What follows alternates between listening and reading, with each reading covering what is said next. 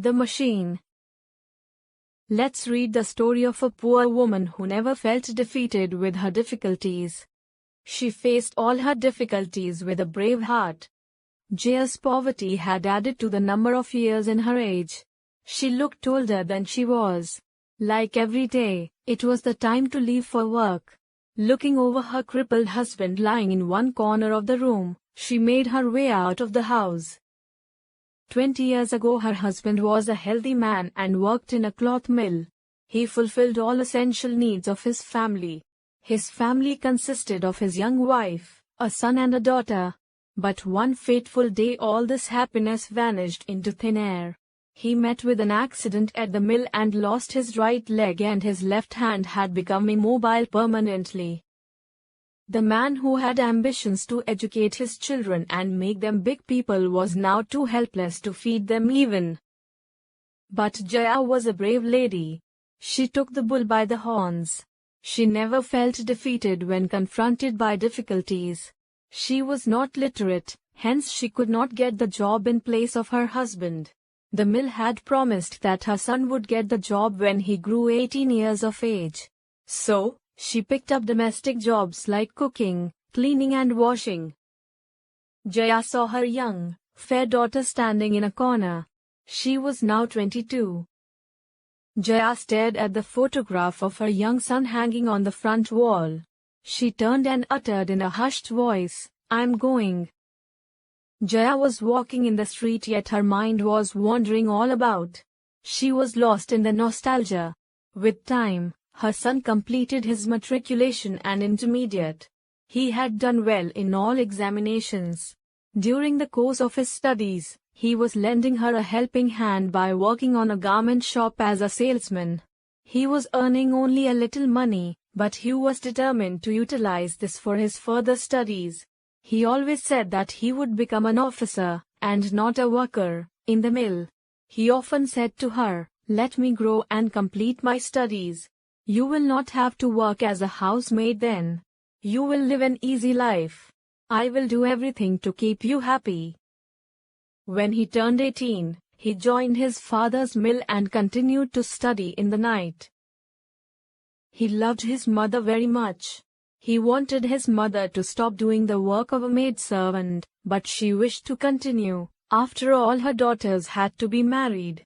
She tried to save every paisa she could, and promised her son that she would leave her job after his sister's marriage. But her son was not in the favor of marrying his sister at this time, because he wanted her to marry when he would have become an officer. That will help get a better boy for her. But last year all hell broke on Jaya. She lost her son too in an accident when the machine developed some snag. He was electrocuted to death. Destiny had been very harsh on her. "How can I live on this tragedy?" thought Jaya. Perhaps the thought of her young daughter kept her alive. Mechanically walking, Jaya stopped in front of the house where she washed clothes. As she stepped into the house, she found her master, Sushil, and his family in the lobby opening up a new pack. It was a new washing machine. At this, her glowing eyes dampened as she could foresee her dark days ahead. She had been washing clothes at this house for many years. Sushil turned towards Jaya and said in a serious voice, "Jaya, you have served us for a pretty long time diligently and honestly, and we value it, but we will not be able to help you anymore. We don't need your services now." She tried to conceal her damp eyes. She said in a trembling voice, "Master, you know I have a daughter of marriageable age. If you turn me out, I will have nowhere to go for my livelihood." "But you work at 2 more houses too," said Sushil. "Yes, I worked.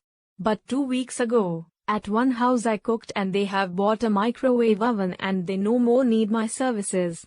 At another, they have bought a vacuum cleaner which cleans quicker and cleaner than I can." "Oh, still we can't help. We are sorry. You see, this machine costs far less than you do." Saying so, Sushil took out his wallet and paid her dues and 50 rupees over that as a tip. Jaya had no way out but to walk away. The parting words of Sushil's wife that they would help her if she needed, could not provide her any solace. She had lost her job, the only means to support her family, and getting another job would be much difficult. Sushil was going to celebrate his 50th birthday next week, and he had bought this washing machine as a part of this celebration. He worked in a large private company as a senior clerk. After Jaya walked out, he too got ready for his office. He entered his office holding a box of sweets. He wanted to celebrate his buying the new washing machine with his colleagues. He sat down at his desk because he wanted to offer sweets first to his manager. He was awaiting his promotion too, so he could not help but think that this happy opportunity might as well be an even happier opportunity to celebrate. With a broad smile, he knocked and entered the cabin. He wished in a bright loud voice, "Good morning, sir." "Please be seated," said the manager in a grave voice. "Have the sweet first, sir." "That's for later," said the manager seriously. Sushil sat down before the manager, but he could guess something unpleasant in the manager's voice. Have I committed some mistake? This was the first thought that arose in his mind.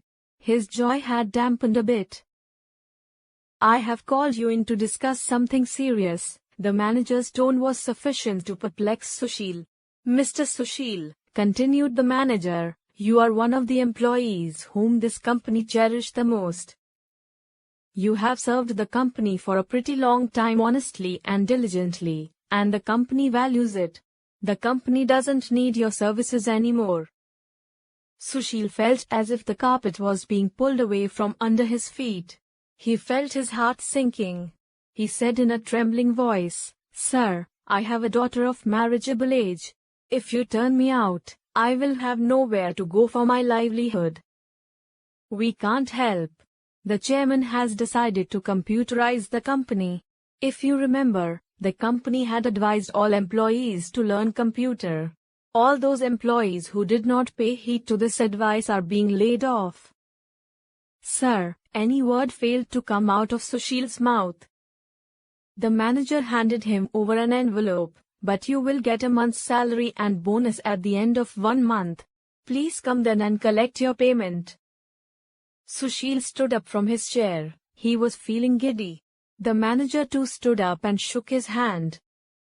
Sushil did not know whether to offer sweets to the manager or not. He came out of the office empty-handed and headed for his house. His own words uttered for Jaya that same morning were ringing in his ears.